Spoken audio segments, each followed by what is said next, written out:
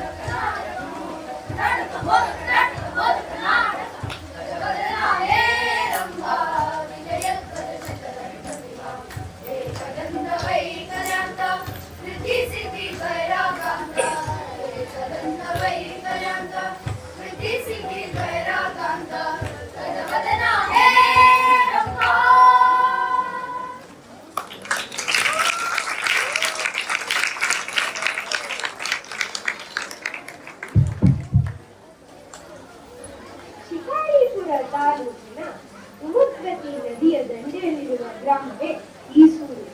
ಇಡೀ ಭಾರತದಲ್ಲಿ ಮೊಟ್ಟ ಮೊದಲಿಗೆ ಸ್ವತಂತ್ರವೆಂದು ಘೋಷಿಸಿಕೊಂಡ ಹೆಗ್ಗಳಿಕೆ ಈಸೂರದ್ದು. 1857ರ ಮೊದಲ ಸ್ವತಂತ್ರ ಸಂಗ್ರಾಮದಿಂದ ಉತ್ತೇಜಿತರಾದವರು ಈಸೂರ ಜನತೆ. ಅಂದಿನಿಂದಲೂ ಬ್ರಿಟಿಷರ ಕಪಿಮುಷ್ಟಿಯಿಂದ ಪಾರಾಗಲು ಸ್ವತಂತ್ರ ಚಳುವಳಿಯಲ್ಲಿ ತಮ್ಮನ್ನು ತಾವು ತೊಡಗಿಸಿಕೊಂಡಿದ್ದರು. ಒಮ್ಮೆ ವೀರಭದ್ರಸ್ವಾಮಿ ದೇವಸ್ಥಾನದ ಮುಂಭಾಗ ಯುವಕರ ಚಿಕ್ಕ ಗುಂಪೊಂದು ಸೇರಿರುತ್ತದೆ. ಗಂಟೆ ಜಾಗಂಟೆಯ ಶಬ್ದಕ್ಕೆ ಮತ್ತಷ್ಟು ಯುವಕರು ಸೇರುತ್ತಾರೆ. ಶಾಲಾ ಮಕ್ಕಳು ಬರುತ್ತಾರೆ. ಕೆಲವರು ಅಲ್ಲೇ ಓಡಾಡುತ್ತಿರುತ್ತಾರೆ.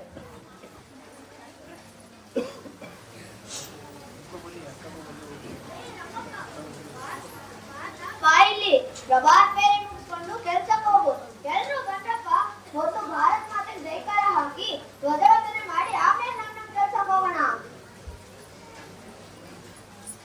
ಅಲ್ಲಪ್ಪ, ನಮ್ಮೂರಲ್ಲಿ ನಾವೇ ತಾನೇ ಮಾಡ್ಕೊಳ್ಳೋದು. ವಾರಕ್ಕೊಂದ್ಸತಿ ಮಾಡಿದ್ರೆ ಆಗಲಿಲ್ವಾ? ಲೇ, ನೀನ್ ದಿನ ಉಂಟು ವಾರಕ್ಕೊಂದ್ಸಲ ಉಂಟು.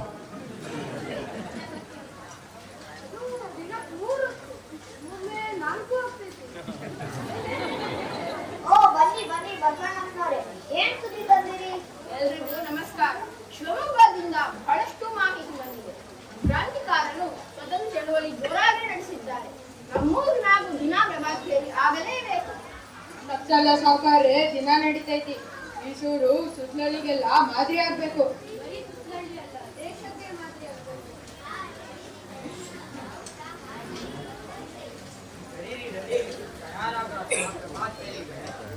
ಒಂದ್ಸತಿ ಮೆರವಣಿಗೆ ಕಂಡ್ರೆ ಎಲ್ರಿಗೂ ಸ್ಫೂರ್ತಿ. ನಡೀರಿ ನಡೀರಿ. ಸ್ವಾತಂತ್ರ್ಯ ಹೋರಾಟವೇ ಮೊದಲು, ಉಳಿದಿದ್ದೆಲ್ಲ ಆಮೇಲೆ. ನಿಮ್ಮೆಲ್ಲರಿಗೂ ನಾನು ಬೆಂಬಲವಾಗಿ ನಿಂತಿದ್ದೀನಿ. ನಡೆರಿ ನಡೆರಿ, ಹೋಗೋಣ. ಬೋಲೋ ಭಾರತ್ ಮಾತಾ ಕಿ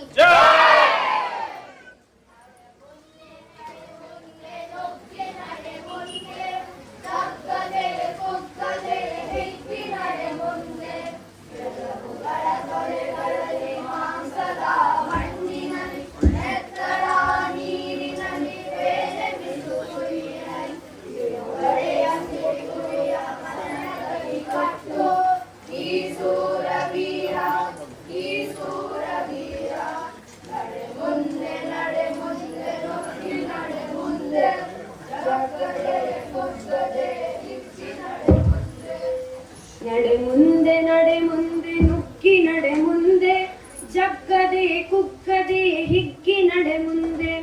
ಹೀಗೆ 1942ನೇ ಇಸ್ವಿಯಲ್ಲಿ ಗಾಂಧೀಜಿಯ ಬ್ರಿಟಿಷರೇ ಭಾರತ ಬಿಟ್ಟು ತೊಲಗಿ ಚಲೇಜಾ ಚಳುವಳಿಯಿಂದ ಪ್ರೇರಿತರಾದ ಈಸೂರ ಜನತೆ ಒಂದು ಮಹತ್ತರ ನಿರ್ಧಾರವನ್ನು ತೆಗೆದುಕೊಳ್ಳುತ್ತಾರೆ. ಅಲ್ಲಿಯ ಮುಖ್ಯಸ್ಥರಾದ ಬಸವಣ್ಣಪ್ಪ, ಭರಮಣ್ಣಪ್ಪ ಇವರ ನೇತೃತ್ವದಲ್ಲಿ.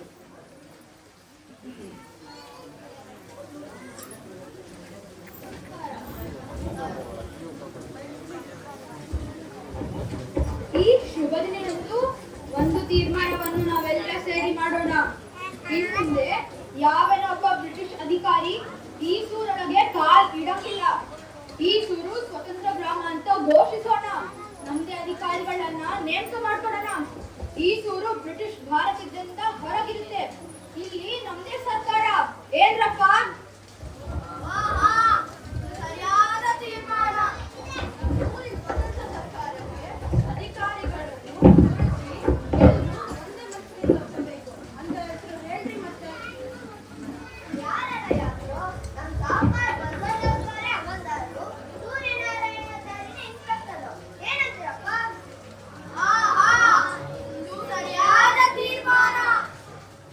ತಪ್ಪು ತಪ್ಪು.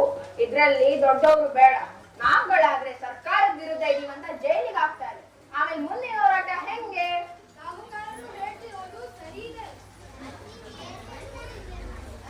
ಹೌದು, ಮಕ್ಕಳಾದರೆ ಅವರ ಮೇಲೆ ಕಾನೂನು ಕ್ರಮಗಳನ್ನು ತಗೊಳ್ಳಲ್ಲ. ಸಣ್ಣ ಮಕ್ಕಳನ್ನ ಅಧಿಕಾರಿಗಳನ್ನಾಗಿ ಮಾಡಿ ನಾವು ಅವರ ಹಿಂದಿರೋಣ. ಅವರ ಮೂಲಕ ಆಡಳಿತ ನಡೆಸೋಣ.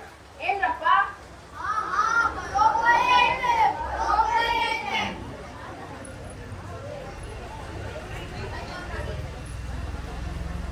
ಹಾಗಾದರೆ ಇದಕ್ಕೆ ಅತಿ ಹೆಚ್ಚು ಧೈರ್ಯವಂತರಾದ ನಮ್ಮ ಜಯಣ್ಣನ ಅಮಲ್ದಾರರಾಗಿ, ಮಲ್ಲಪ್ಪನನ್ನ ಇನ್ಸ್ಪೆಕ್ಟರ್ ಆಗಿ ನೇಮಕ ಮಾಡೋಣ.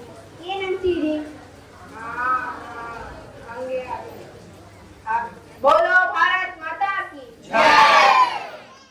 ಹಾಗಾದ್ರೆ ಆಚಾರ್ಯ ವಿಕ್ರಮರಾವ್ ಹೇಳಿ ಒಂದು ಫಲಕ ಬರೆಸಬೇಕು. ಏನಂತ ಬರ್ಬೇಕು ಸಾವುಕಾರ್ರೆ?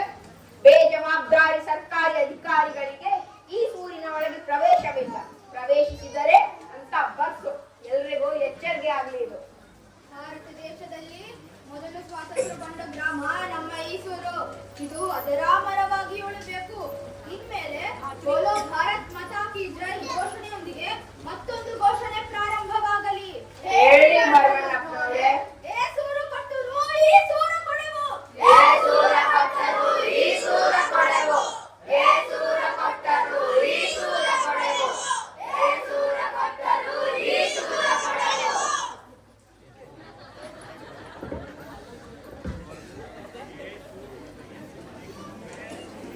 ಹೀಗೆ ಮುಂದುವರಿದು ಈ ಸೂರಿನ ಚಳುವಳಿ. ದುಷ್ಟ ಬ್ರಿಟಿಷರು ಒಂದು ಕಡೆ ಆದರೆ ಇನ್ನೊಂದು ಕಡೆ ಅವರೊಂದಿಗೆ ಕೈ ಜೋಡಿಸಿದ ನಮ್ಮದೇ ನೆಲದ ನೂರಾರು ದೇಶದ್ರೋಹಿಗಳು. ಇವರಿಬ್ಬರ ನಡುವೆ ಜೀವವನ್ನೇ ಪಣಕ್ಕಿಟ್ಟು ಹೋರಾಡುತ್ತಿದ್ದರು ಈ ಸೂರಿನ ಸಾಮಾನ್ಯ ಜನತೆ. ಇವರ ಗುರಿ ಒಂದೇ, ತಾಯ್ನಾಡಿಗೆ ಸ್ವಾತಂತ್ರ್ಯ. ಇವರ ಇಚ್ಛೆ ಒಂದೇ, ತಾಯಿ ನೆಲದ ಮುಕ್ತಿ. ಸ್ವರಾಜ್ಯ ನಮ್ಮ ಜನ್ಮಸಿದ್ಧ ಹಕ್ಕು. ಬ್ರಿಟಿಷರೇ ಭಾರತ ಬಿಟ್ಟು ತೊಲಗಿ, ವಂದೇ ಮಾತರಂ, ಭಾರತ್ ಮಾತಾ ಕೀ ಜೈ ಘೋಷಣೆಗಳೊಂದಿಗೆ ಈ ಸೂರ ಜನತೆಯ ಕೂಗು ಅವರ ರಕ್ತದ ಕಣ ಕಣದಲ್ಲಿ ಮೊಳಗುತ್ತಿತ್ತು. ಹೀಗಿರುವಾಗ ಏ ಸೂರ ಕೊಟ್ಟರು ಈ ಸೂರ ಕೊಡೆವು, ಏ ಸೂರ ಕೊಟ್ಟರು ಈ ಸೂರು ಕೊಡೆವು ಎನ್ನುವ ಅಪ್ಪಟ ಸ್ವಾಭಿಮಾನದ ಘೋಷಣೆ. ಹೀಗಿರುವಾಗ ಈ ಜನರ ಸಮೂಹ ಒಂದು ದಿನ ಊರಿನ ವೀರಭದ್ರ ಸ್ವಾಮಿಯ ದೇವಸ್ಥಾನದ ಮುಂದೆ ಸೇರಿರುತ್ತದೆ.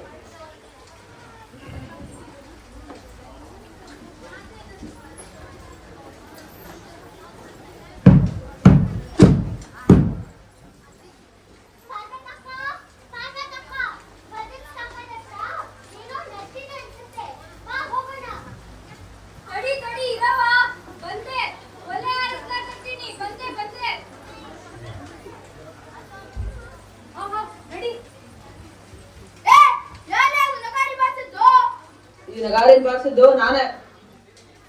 ಯಾಕೆ? ಅದನ್ನ ಕೇಳಕ್ ನೀನ್ ಯಾವನು? ನಾನು ಈ ಸೂರು ಸರ್ಕಾರದ ಅಮಲ್ದಾರ ಜಯಣ್ಣ. ಸ್ವತಂತ್ರ ಸರ್ಕಾರನ? ಎಲ್ಲಿದೆಯಪ್ಪ ಅದು ಸ್ವತಂತ್ರ ಸರ್ಕಾರ? ನಿನ್ ಕೆಪ್ಪುದಿ ಬ್ರಿಟಿಷ್ ಸರ್ಕಾರ ಇಷ್ಟು ದಿನ ಎಲ್ಲಿತ್ತೋ ಅಲ್ಲೇ ಇದೆ.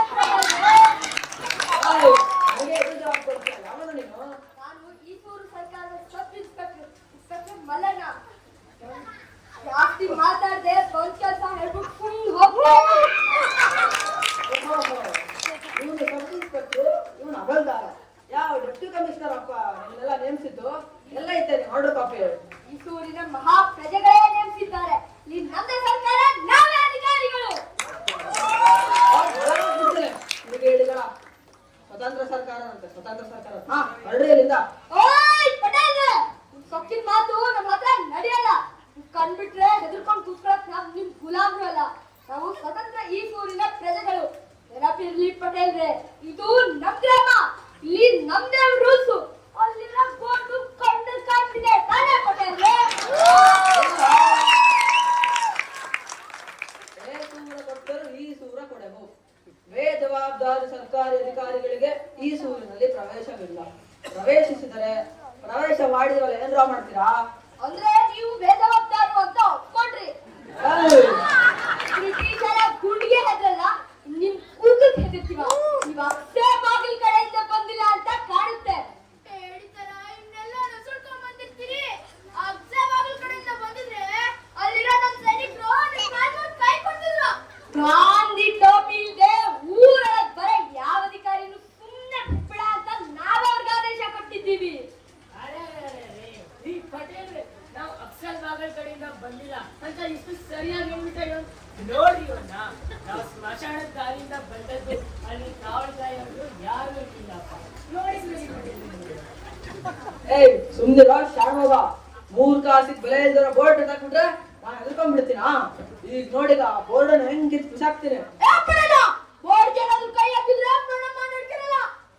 ಏನ್ರ ಮಾಡ್ತೀರಾ?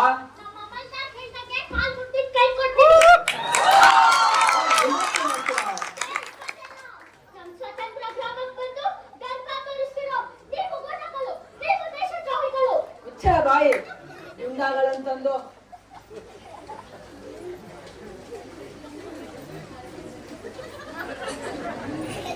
ಈ ಸರ್ಕಾರ ಹೇಳ್ದಂಗೆ ಕೇಳ್ಕೊಂಡು ಬಿದ್ದಿದ್ರೆ ಬದುಕೊಳ್ತೀರಾ, ಇಲ್ಲ ಅಂದ್ರೆ ಒಬ್ಬೊಬ್ನು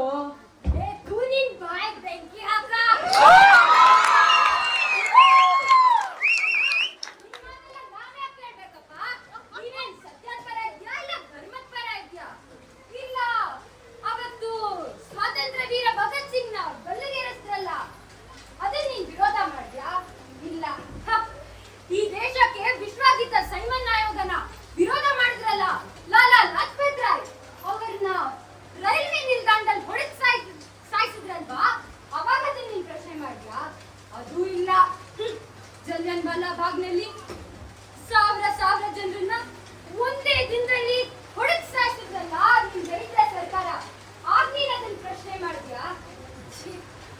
ಮೊನ್ನೆ ಶ್ರವಣ್ ಬೆಳಗೊಳದಲ್ಲಿ 100 ಜನರನ್ನ ಸಂತೆ ನಡೆಯುವಾಗ ಹಾಡಲ್ಲೇ ಕೊಂದು ಕೇಳುತ್ತಲ್ಲ ನಿಮ್ ದರಿದ್ರ ಸರ್ಕಾರ. ಅದನ್ನ ನೀನ್ ವಿರೋಧ ಮಾಡಿದ್ಯಾ? ಎಷ್ಟೊಂದು ಮಂದಿ ಸತ್ತಿದ್ದಾರೆ, ಪ್ರತಿದಿನ 100 ಮಂದಿ ಸಾಯ್ತಾ ಇದ್ದಾರೆ. ಇದೆಲ್ಲ ನಿನ್ ಕಣ್ಣು ಕಾಣಿಸ್ತಿಲ್ಲ ಅಲ್ವಾ? ನಿನ್ನಂತ ದೇಶದ್ರೋಹಿಗಳಿಗೆ ಬೇಕಾದ್ದು ಎರಡೇ, ಅಧಿಕಾರ, ಸಂಬಳ. ಅದಕ್ಕೆ ಪರದೇಶಿ ಸರ್ಕಾರ ಬೈದ್ರೆ ನಿನ್ಗೆ ಎಲ್ಲ ಉರಿಯತ್ತೆ. ಜೊತೆಗೆ ಸಂಬಳ ತಗೊಳ್ತಿರೋ ನಿನಗೆ ಎಷ್ಟೊಂದು ರೋಷ ಆವೇಶ ಅಂದ್ರೆ ಮೂರು ಮಕ್ಕಳನ್ನ ಸ್ವಾತಂತ್ರ್ಯ ಹೋರಾಟ ಕಳಿಸಿರೋ ನನಗೆ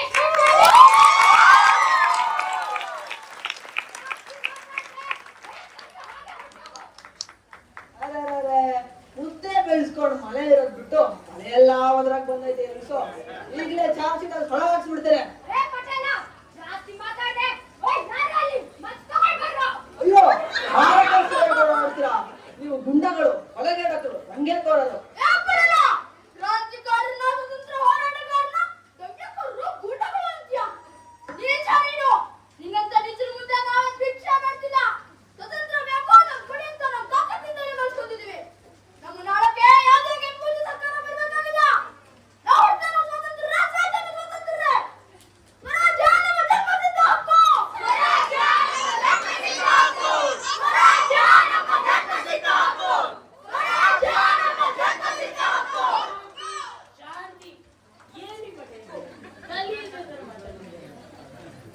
ಸ್ವಲ್ಪ ಸುಮ್ನಾರು ಇರಿ.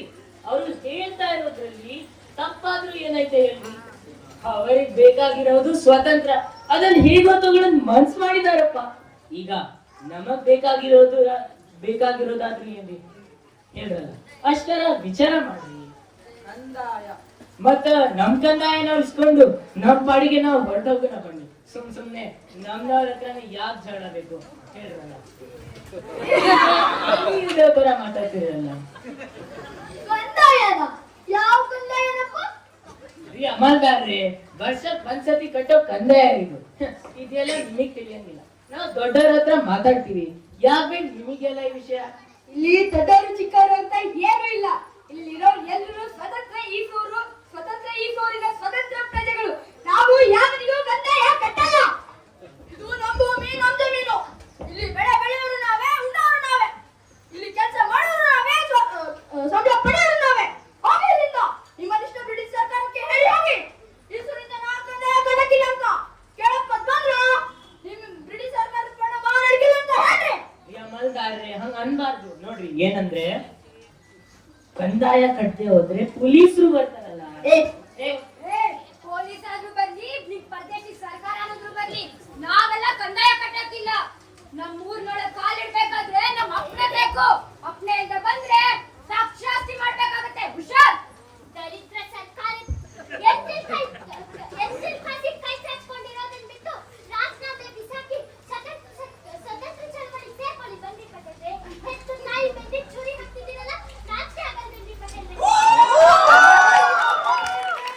ಮುಂದಿನ ಸಲ ಬರೋಗ ಗಾಂಧಿ ಟೋಪಿ ಧರಿಸಿ ಬನ್ನಿ, ಇಲ್ಲ ಅಂದ್ರೆ ಮುಲಾಜಿಂದ ತಲೆ ಬೋಡಿಸ್ಬೇಕಾಗುತ್ತೆ. ನೋಡ್ಕೊಳಕ್ಕೆ ನಮ್ಮ ಮೇಲಧಿಕಾರಿ ಸುಮ್ನೆ ಕಂದಾಯ ಕಟ್ರಯ್ಯ. ಗಾಂಧೀಜಿ ಹೇಳ್ತಾರಂತ ಇಷ್ಟೊಂದು ಹಿಂಸೆ ಪಾಲನೆ ಮಾಡ್ಕೊಂಡ್ ಬಂದ್ವಿ. ಇನ್ ಸುಮ್ನೆ ಕರ್ಕೊಂಡು ಕಿತ್ಕೊಳ್ಳೋಕಾಗಲ್ಲ. ಕಿತ್ಕೊಂಡ್ರ ಕಂದಾಯ ಪುಸ್ತಕನ? ಪಾರ್ವತಿ ಕಾಲೇಜು ಬೆಂಕಿ ಕಟ್ಟಿದ್ದೇವ. ಅಯ್ಯೋ, ನಮ್ ಲೆಕ್ಕ ಪುಸ್ತಕ. ಈಗ ಏನಾದ್ರು ಮಾಡೋದು? ಏ ಮಲ್ಲಣ್ಣ, ಏ ಜಯಣ್ಣ, ನಮ್ ಲೆಕ್ಕದ ಪುಸ್ತಕನ ಬೆಂಕಿಗೆ ಹಾಕ್ತೀರೇನ್ರೋ? ಈಗ ನೋಡಿಗ ಈ ಧ್ವಜ ಹಿಡಿಸ್ ಹೆಂಗ್ ಬೆಂಕಿಗೆ ಹಾಕ್ತೀನಂತ.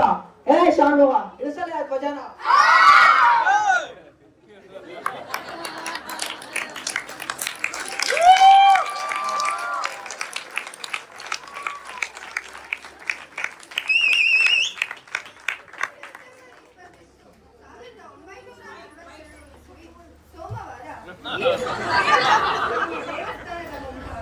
ಬ್ರಿಟಿಷ್ ಸರ್ಕಾರದ ಅಮಲ್ದಾರ ಚನ್ನಕೃಷ್ಣಪ್ಪ ಹಾಗೂ ಇನ್ಸ್ಪೆಕ್ಟರ್ ಕೆಂಚೇಗೌಡ ಈಸೂರನ್ನು ಪ್ರವೇಶಿಸುತ್ತಾರೆ. ಚಳುವಳಿಗಾರರ ಗುಂಪು ಚತುರಿ ಮರೆಯಲ್ಲಿ ನಿಂತು ಮಕ್ಕಳನ್ನು ಮುಂದೆ ಬಿಡುತ್ತಾರೆ. ಬೇಜವಾಬ್ದಾರಿ ಸರ್ಕಾರಿ ಅಧಿಕಾರಿಗಳಿಗೆ ಈ ಸೂರಿನ ಒಳಗೆ ಪ್ರವೇಶ. ಈಗ ಪ್ರವೇಶ ಮಾಡಿ. ಏನ್ ಮಾಡ್ತಾರೆ ನೋಡೇ ಬಿಡು. ವೈದ್ಯ ಇವ್ರುಗಳಿಗೆ.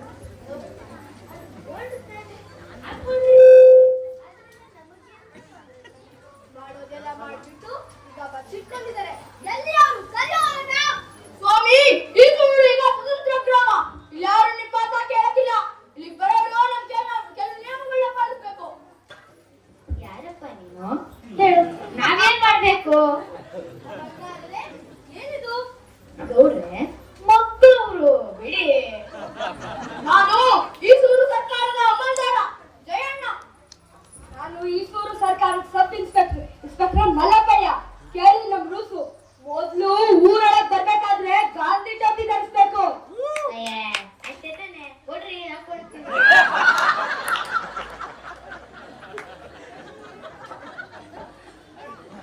ಬೇಡ ಕ್ರಮ ಬೇಡ್ವೋ? ಹಾಗಾದ್ರೆ ನೀವೇನ್ ಮೇಲಿಂದ ಇದ್ದಿಲ್ಲ? ಹೌದು, ಮೇಲಿಂದ ಇದೀವಿ. ಏನೋ ಮಾಡ್ತೀಯಾ?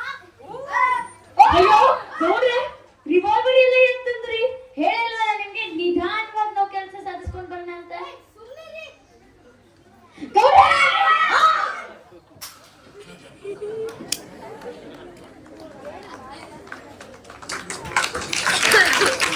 ಘಟನೆಯ ನಂತರ ಸುತ್ತಮುತ್ತ ಗ್ರಾಮಗಳು ಈಸೂರಿನ ರಕ್ಷಣೆಗಾಗಿ ನಿಂತರು.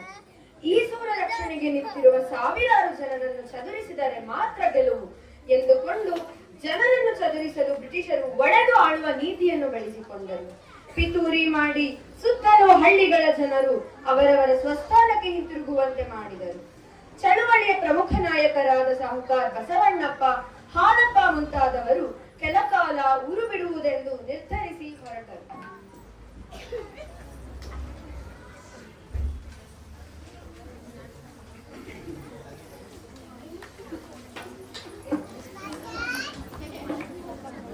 ಪೊಲೀಸರ ಯೋಜನೆಯಂತೆ ಈಸೂರಿನ ಹೆಚ್ಚಿನ ಪಾಲು ಗಂಡಸರು ಊರು ಬಿಟ್ಟು ಹೋದ ಕೆಲವೇ ದಿನಗಳು ಕಳೆದ ನಂತರ ದಿನಾಂಕ 30/9/1942 ನವನೀತಂ ನಾಯ್ಡು ಹಾಗೂ ಬಾಬು ರೆಡ್ಡಿ ನೇತೃತ್ವದಲ್ಲಿ ಮಿಲಿಟರಿ ಪಡೆ ಈಸೂರನ್ನು ಪ್ರವೇಶಿಸಿದರು.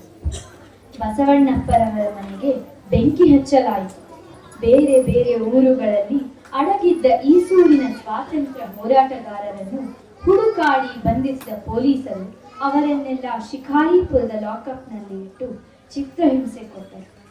ರೋತೆ ಶಂಕರಪ್ಪ ಮುಂತಾದವರಿಗೆ ಹೊಡೆದು ಬಡೆದು ತಮ್ಮ ಜನಗಳ ವಿರುದ್ಧವಾಗಿಯೇ ಸಾಕ್ಷಿ ಹೇಳಲು ಒಪ್ಪಿಸಿದರು. ದಿನಾಂಕ 1/11/1942 ಸಾಗರದ ವಿಶೇಷ ನ್ಯಾಯಾಲಯದಲ್ಲಿ ವಿಚಾರಣೆ ನಡೆಸಿದರು.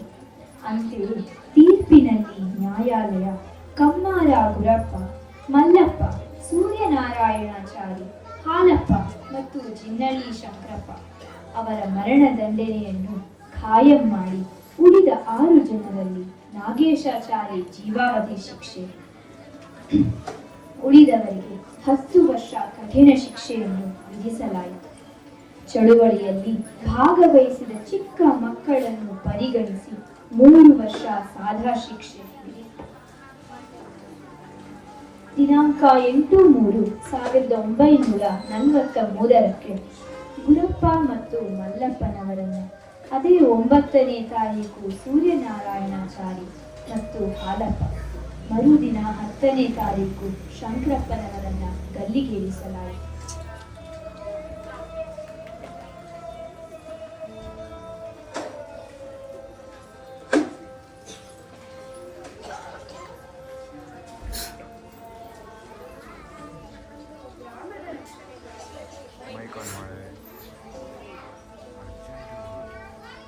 ಒಂದು ಗ್ರಾಮದ ರಕ್ಷಣೆಗಾಗಿ, ಒಂದು ಕುಟುಂಬವನ್ನು ದೇಶದ ರಕ್ಷಣೆಗಾಗಿ, ಗ್ರಾಮವನ್ನು ಆತ್ಮರಕ್ಷಣೆಗಾಗಿ ಸರ್ವಸ್ವವನ್ನು ತ್ಯಜಿಸಬೇಕೆಂಬ ಮಾತಿನಂತೆ ಈಸೂರು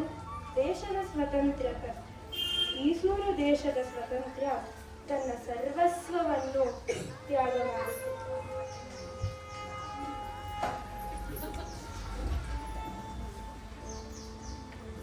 ಇಂತಹ ಸಾವಿರಾರು ಹೋರಾಟಗಳ ಫಲವಾಗಿ ಹಲವಾರು ಹೋರಾಟಗಾರರ ಪ್ರಾಣಾರ್ಪಣೆಯಿಂದ ಭಾರತಕ್ಕೆ 1947 ಆಗಸ್ಟ್ 15ರಂದು ಸ್ವಾತಂತ್ರ್ಯ ದೊರಕಿತು.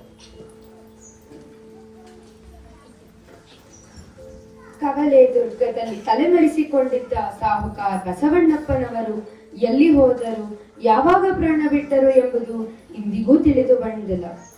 ಈಸೂರು ಮತ್ತು ಭಾರತ ದೇಶ ಸದಾ ಈಸೂರಿನ ಶೂರರನ್ನು ಮಾತ್ರ ಎಂದೆಂದಿಗೂ ನೆನಪಿಸುತ್ತಲೇ ಇರುತ್ತದೆ.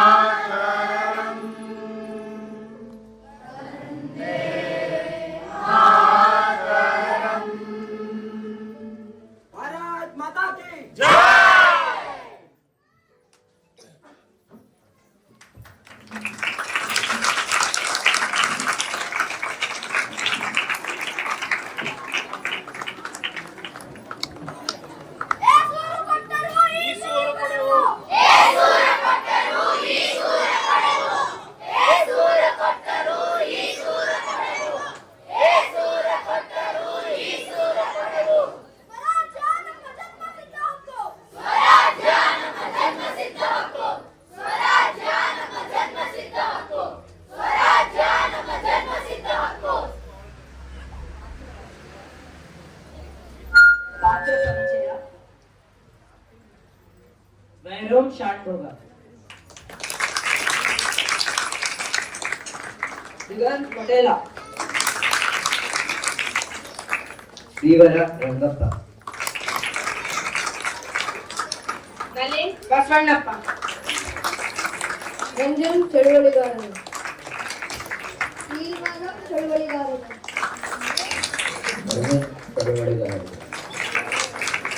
ವಿಷ್ಣು ಚಳುವಳಿಗಾರರು, ಶಿವತೇಜ್ ಜಯಣ್ಣ, ಅನಿಕೇತ್ ಇನ್ಸ್ಪೆಕ್ಟರ್ ಮಲ್ಲೇಣ್ಣ,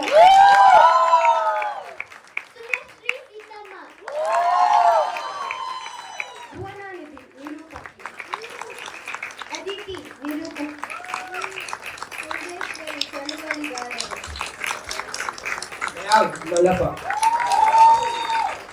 ಮೇದಿನಿ ನಿರೂಪಕಿ,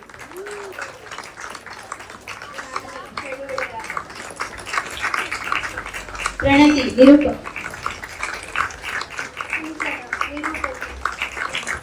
ಚಿನ್ಮಯ್ ಸೂರ್ಯನಾರಾಯಣ, ಆಯುಷ್ ಧರ್ಮಣ್ಣಪ್ಪ, ಶ್ರೀಪೂರ್ಣ ಹಾಲಪ್ಪ, ಶ್ರೀಗಣ್ಣ ಸಂಜಯಪ್ಪ, ಅದಿತಿ ಸನಿಯಪ್ಪ,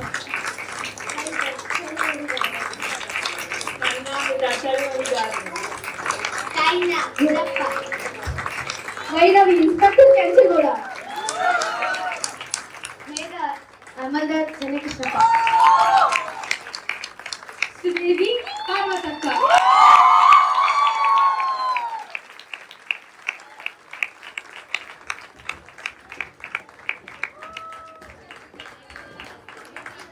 चंद्रिका का निर्देशकी,